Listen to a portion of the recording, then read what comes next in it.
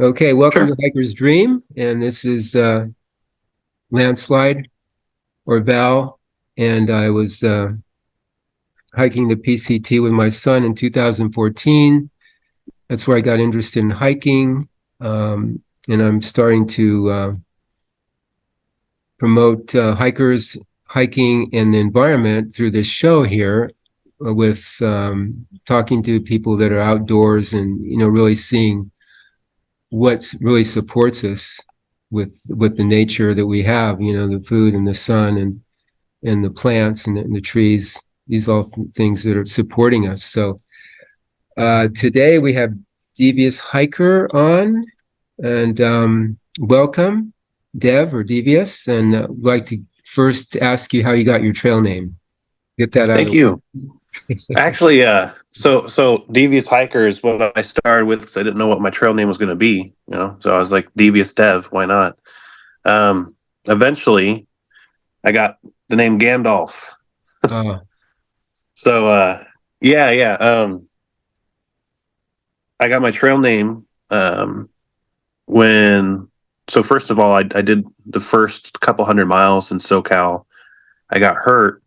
And then it was pretty bad for a while, and I thought I was done. And my aunt, she lives up in Oregon, and she said, "Well, come on up here. We could do the Oregon section together." And by then, I was better, but everybody that I started with was gone. So I was like, "All right, yeah, sure. Like I'll do the Oregon section with you." So we were doing the Oregon section. She kind of hurt her ankle, but she was always limping and hobbling. And she's like, "Don't worry, I'm just hobbling along. I'm just hobbling along." And she's short, so she was short and hobbling. So I said, "You're the Hoblet, like that's your trail name. You got a trail name before I did."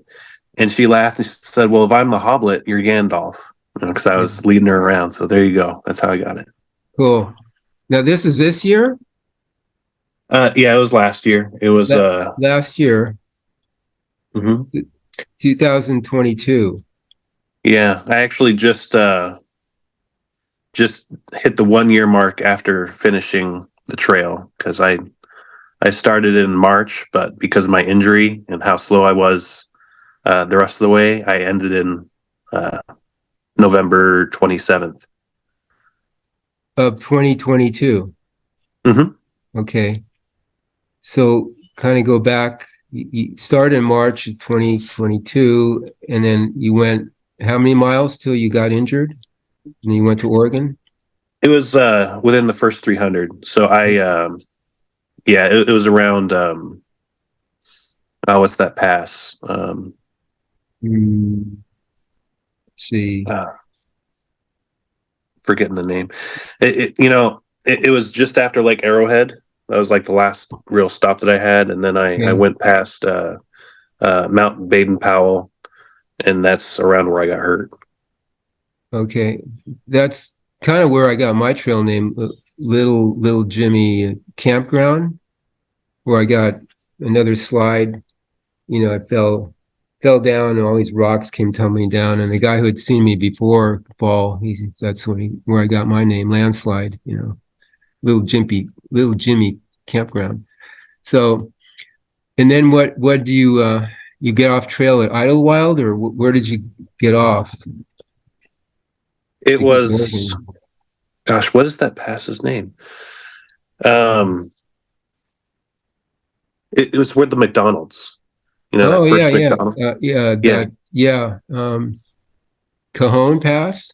Cajon Pass. That's Yeah, it. Yeah, okay, yeah, that's where my first injury. Yeah, so I got injured. I was off for a couple weeks. I came back on, and then I went past Baden Powell and all that, and I got hurt again. So then, whatever the next town is, that's where I got off. Um, yeah, what kind of injury was it? Uh, I sprained my ankle pretty bad, and then yeah, kept going on it. You know. because you're one of the first people I mean, there's stress fractures, but I never heard of anybody, even though you'd think it would be, but I've never heard of anybody spraining their ankle. But that's the first for me. Not that people Yeah. haven't done it, but okay. So you just turned it, sort of. Um, Probably. I mean, Yeah. some of those sections where all the scree is, it's just, Yeah. it'll chew up your ankles. Oh, yeah. So you went back. How'd you get to Oregon? After some time, I flew up, and then I met with my aunt. So what I ended up doing was I did the first 300 going from Mexico north. I did Oregon with my aunt, and then I did Washington myself. And then I flew back down, and then I went from NorCal down. So then I met back up where I left off. Okay. And then you finished it November 27th. Mm-hmm. So you did the Sierras in the fall. I mean, wasn't it kind of gnarly? It was it was it was definitely a race against time. I was at Donner Pass in like late October, and people were saying like, you're coming through right now when the actual Donner Party happened. Like, Oh, yeah. and I was like, well, I'm hiking alone, so I don't have any meals to go. Yeah. You know? Okay. But yeah, by the time I was almost done with the Sierras, it was starting to snow, so I was getting out just in time. Okay. And that year, what kind of year was it? Was it a high rainfall year or snow year? I don't It was remember. actually pretty dry. It was pretty hot too. There were a Okay. lot of fires. There's some sections that I still have to do because of the fires. Actually, Oh, I didn't even hit Canada the last 60 miles because of the fires. oh, the fires year. Yes. Okay. Hmm. So you didn't actually reach the border or what? Yeah, yeah. Okay. Like I have like a cardboard border that I hit.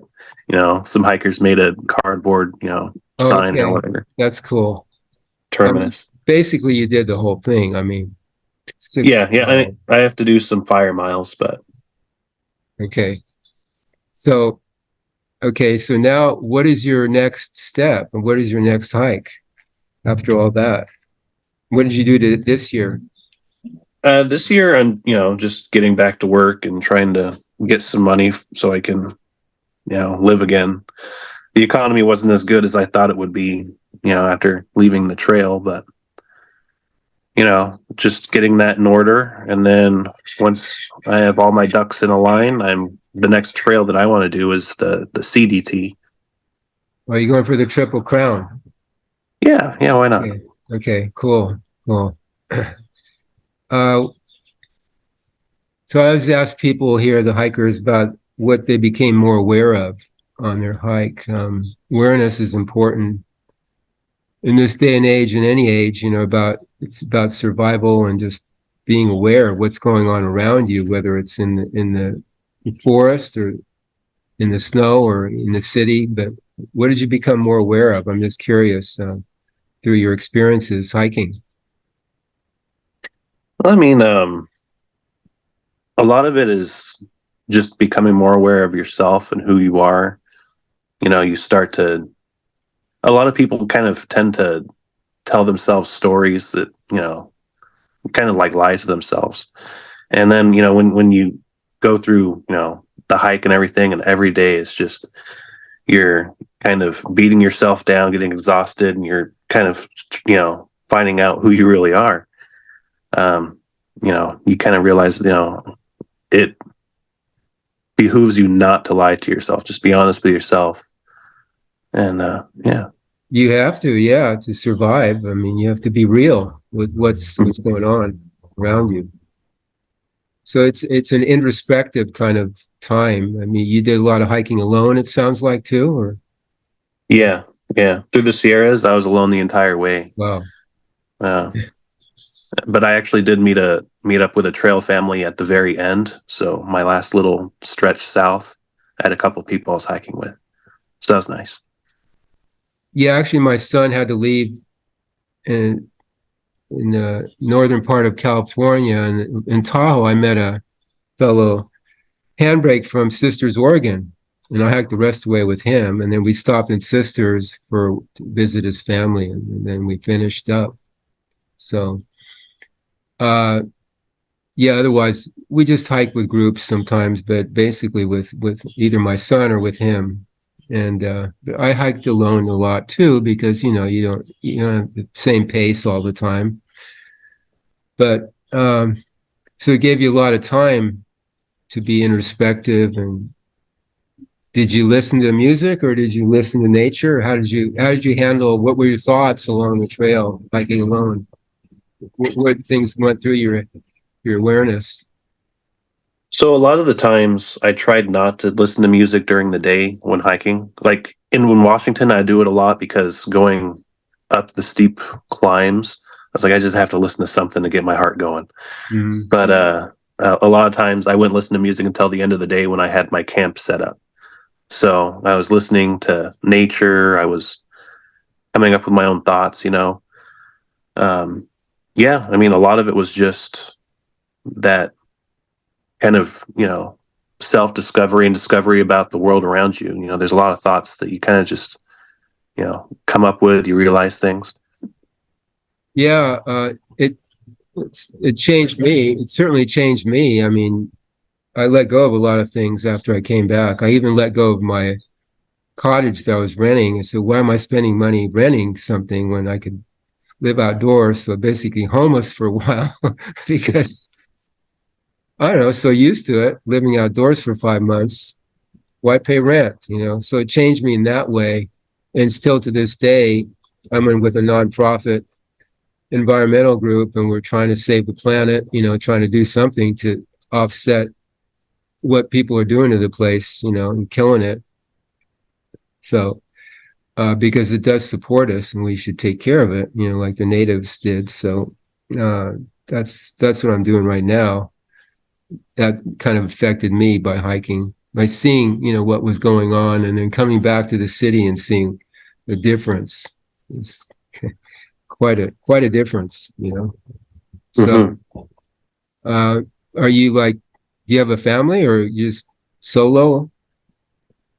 Do you have, Yeah, yeah. I mean, I have a family. Like, my parents are in, SoCal, and then my aunt and my cousins are here in Oregon, and grandma in another part of Oregon, that kind of thing.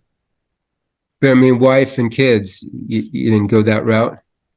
Oh no, Okay. So no, you're, I have a girlfriend though, but yeah, okay. So you're kind of fancy free more. yeah, more or less. I should probably hurry up and settle down. Well, how old are you? 32. Okay. Yeah, you still got time. I hope so. That, yeah, my handbrake, my hiking partner in the north, he had recently got married again, and one thing he told his wife is, get married, but I'm doing this trail, after we get married. That's one of my things on the bucket list, just so you know.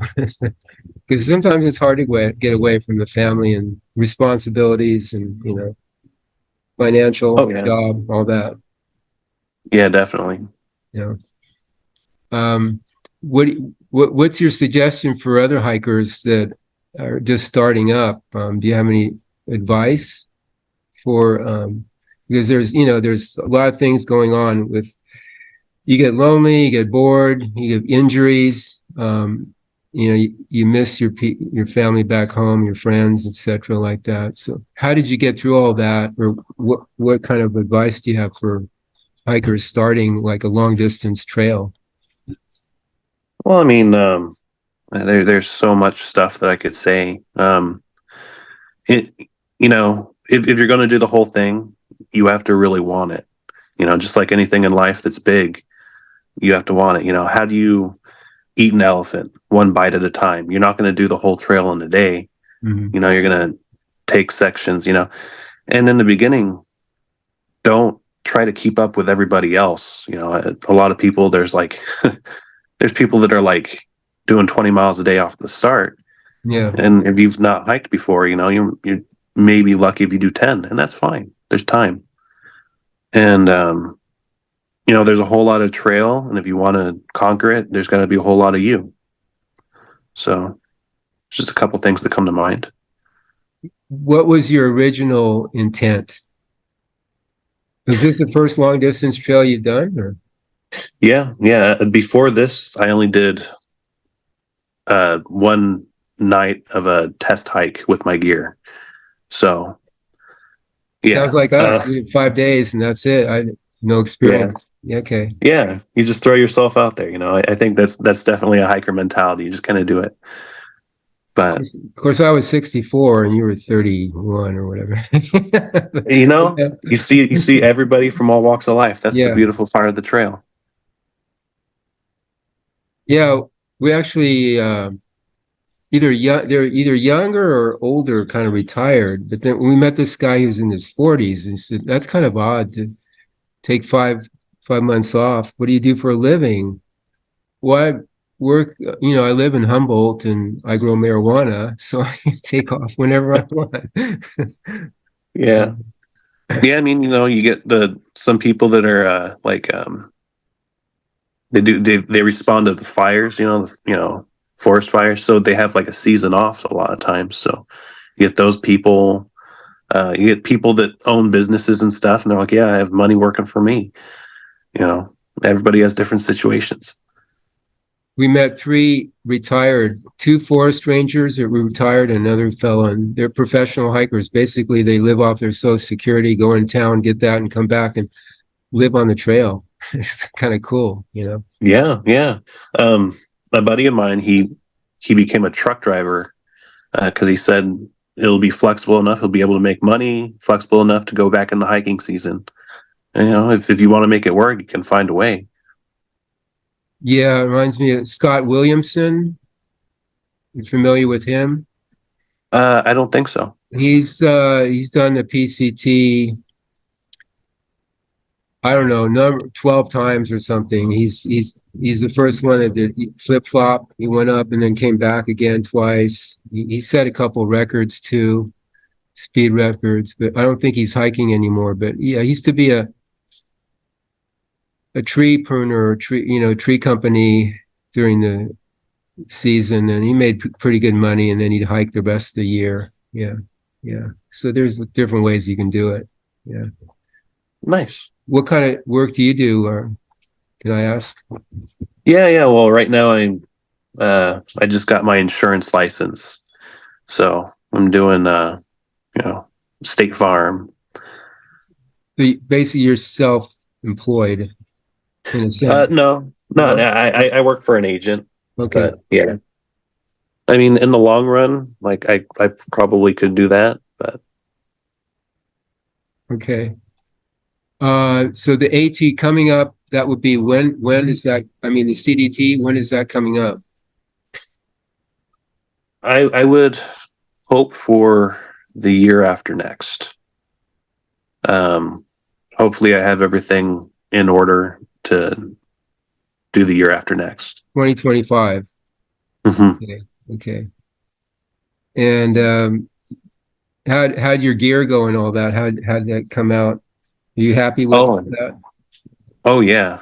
No, so the pants, I had like the Prana ones. Yeah, I didn't wear shorts anywhere along the entire trail because they have like, a little more ventilation. So they were perfect. My tent, it was the copper spur.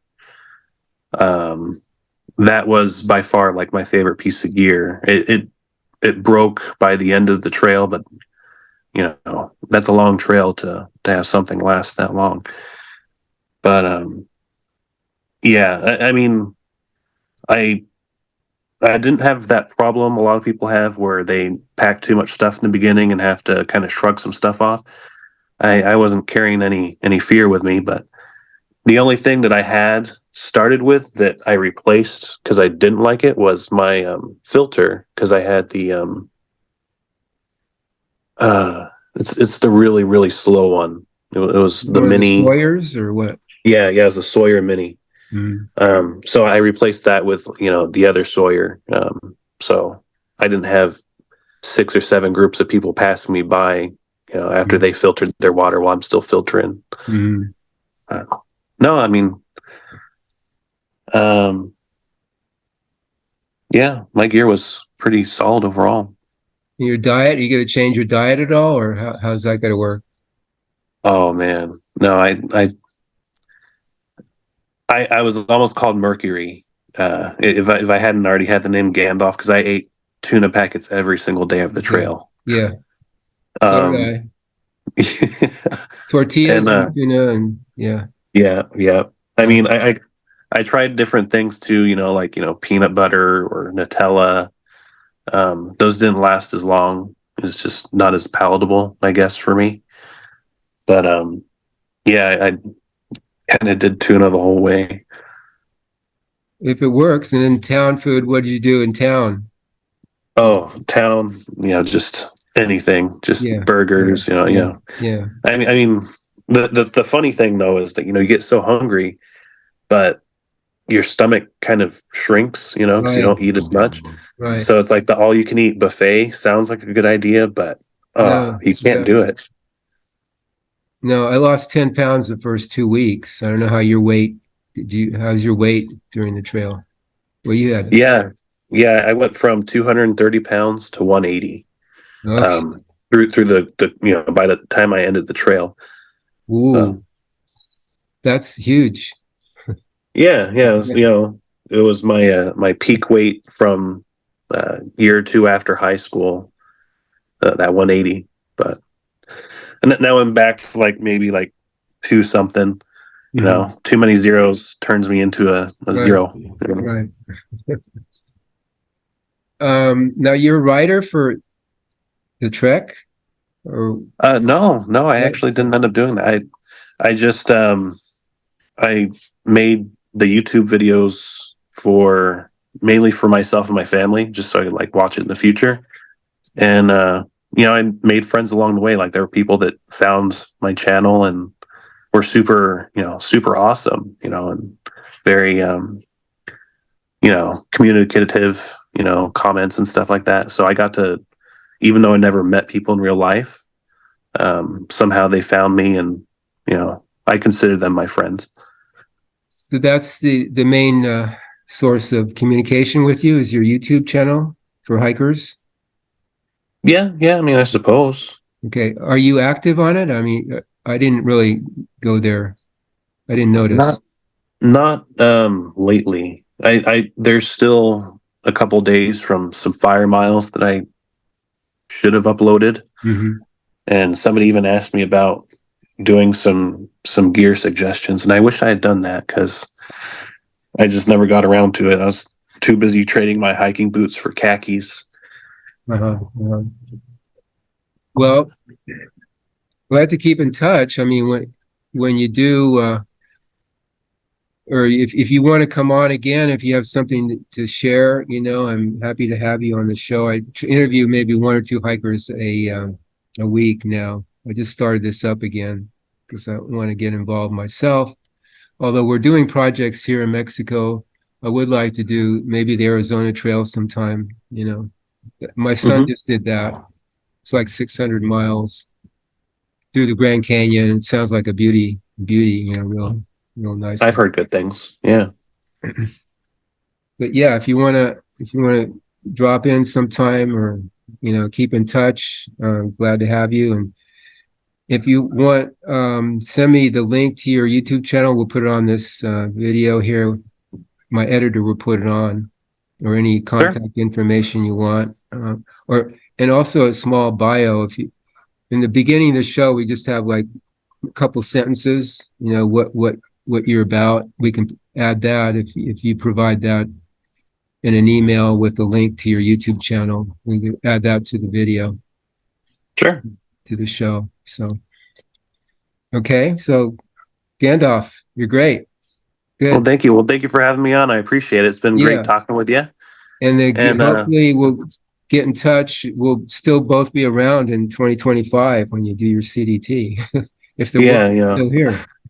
yeah. Anymore, you don't know if somebody's going to press a red button or not. That's it. Yeah. Exactly. Yeah. But Okay. thanks for your time, Val. Have a good one. Happy trails. You too. Happy trails. Bye. Smile. All right. So we are off And it's only 8 miles. And then we'll be at the highway near Crater Lake. We go our first 100 miles on this little stretch today, so that's exciting.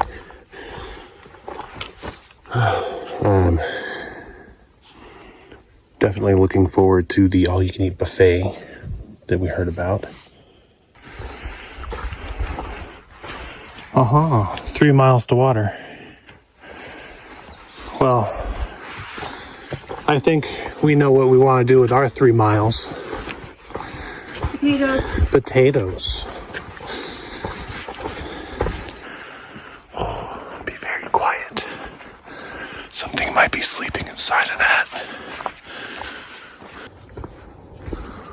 Oh wow, it's so cloudy. You really can't see anything. But I assure you, it's stunning. It's like something from Jurassic Park or Avatar. Now, it's time for the reveal. Oh, welcome to Snoqualmie Pass.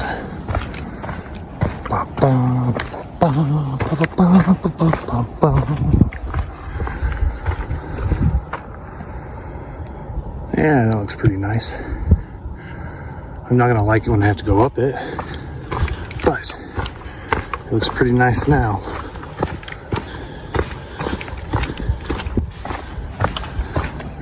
As they say, may look good from far, far from good. Not really, I'm sure it'll be great up close too. There we go. All right, good morning. That was my camping spot.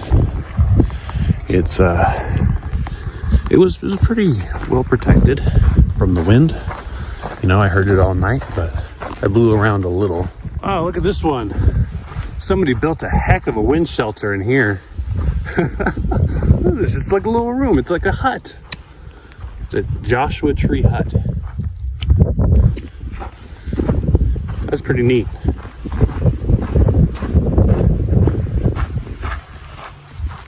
Okay. Oh, mushroom action. Yeah. See, look at this one. That is a cool view. Yeah. A little mountain action there. Hiker graffiti. It's all happiness here. All happiness. I didn't even realize it, but we were hiking right up to this big rock that I've been looking at for a bit. Isn't that nifty? There you go. Nice little mountain looming in the distance. I like the look of it. Just watch. Eventually we're gonna have to go over it. I'm gonna hate it. That reminds me of some wisdom I actually heard once. She may look good from far, but she's far from good. Apply that to your life however you may.